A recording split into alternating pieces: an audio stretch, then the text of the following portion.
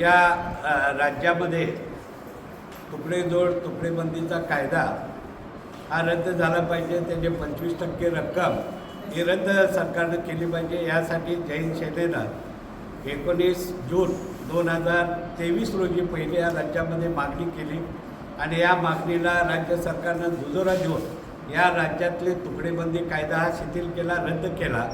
तर त्या संदर्भामध्ये SOP राज्य सरकारनं जे जाहीर केलेले आहे ते सर्वसामान्य जनतेच्या हिताची जाहीर केलेलं आहे।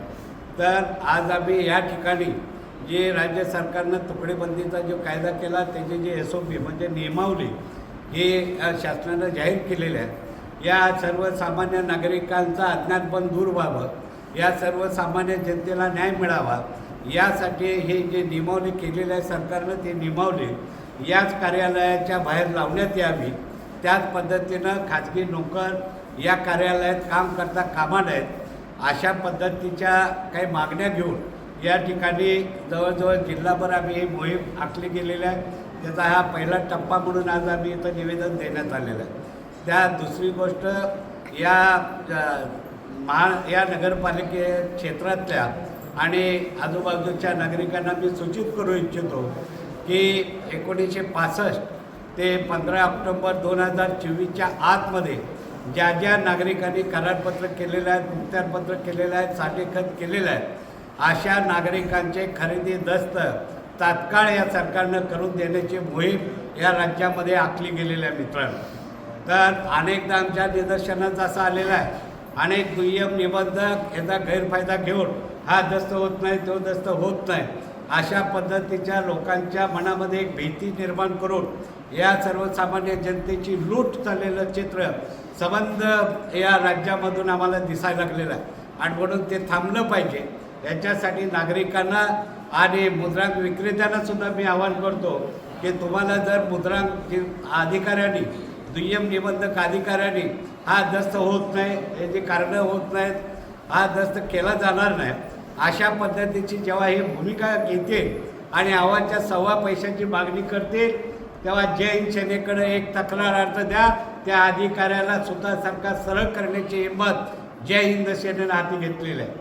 मित्रांनो, या परिसरामध्ये 1965 ते 2024च्या आतले जे दस्त आहेत जे लोकांचे राहिलेले आहेत, लोकांच्या मनामध्ये भीती आहे माझा तुकडेबंदीचा दस्त आहे, होणार आहे की नाही होणार आहे। तर याच्यामध्ये कुणीही तुम्हाला माहिती दिली जात नाही असंही निदर्शनास आमच्या आलेलं आहे। तेव्हा संबंधित अधिकाऱ्याकडे स्वतः जावा, त्या संबंधित अधिकाऱ्याला कागदपत्र दाखवा आणि त्या पद्धतीनं त्याचा दस्तऐवज केला जातो। दुसरी गोष्ट, त्याच्यामध्ये ज्या नागरिकांनी मुद्रांकवरती 1965 ते 15 ऑक्टोबर 2024च्या आतमध्ये जे मिळकत गुंठा 2 गुंठे जागा हे स्टॅम्प पेपरवरती घेतलेल्या आहेत, नोटरीवरती घेतलेल्या आहेत अशा सुद्धा नागरिकांना मी आवाहन करतो की अशा नागरिकांनी आपला मुद्रांक भरून घेण्यासाठी किंवा स्टॅम्प ड्युटी भरून घेण्यासाठी त्यांनी जिल्हा मुद्रांक अधिकारी कार्यालय सांगले तिथं एक साधा अर्ज करून 5 रुपये तिकीट लावून साधा अर्ज केला, त्याची स्टॅम्प ड्युटी त्या ठिकाणी भरून घेतली जाणार आहे आणि ते भरून घेतल्यानंतर ते प्रमाणित झालेलं जे मुद्रांक आहे ते या ठिकाणी तुम्ही आणून दाखवल्यात तिथं तुम्हाला देणाऱ्याने घेणाऱ्यांना हजर राहावं लागतं। त्या ठिकाणी तुमच्याकडून नोंदणी फी फक्त आकारली जाणार आहे आणि त्याचा खरेदी दस्त केला जाणार। मित्रांनो, असं सुटसुटीत लोकांना साध्या समजल अशा भाषेत या राज्याचे महसूल मंत्री सन्माननीय बावनकुळे साहेब याने एक ऐतिहासिक निर्णय हा आमच्या पुढं ठेवलेला आहे। अनेक अधिकाऱ्यांनी गैरफायदा घेत असताना नागपूर वगैरे या महाराष्ट्रामध्ये लोकांचा गैरफायदा घेणाऱ्या अधिकाऱ्यांना तात्काळ रद्द केलेला आहे, तात्काळ त्यांना घराकडचा रस्ता दाखवलेला आहे।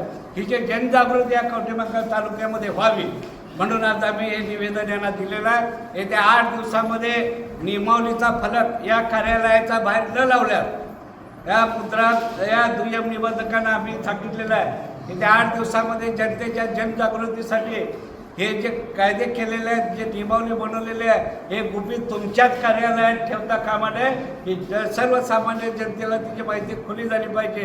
ह्याच्यासाठी या ठिकाणी बाहेर बोर्ड फलक लावला पाहिजे।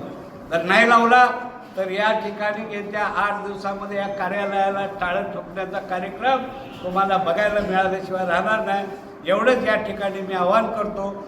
जय हिंद, जय महाराष्ट्र.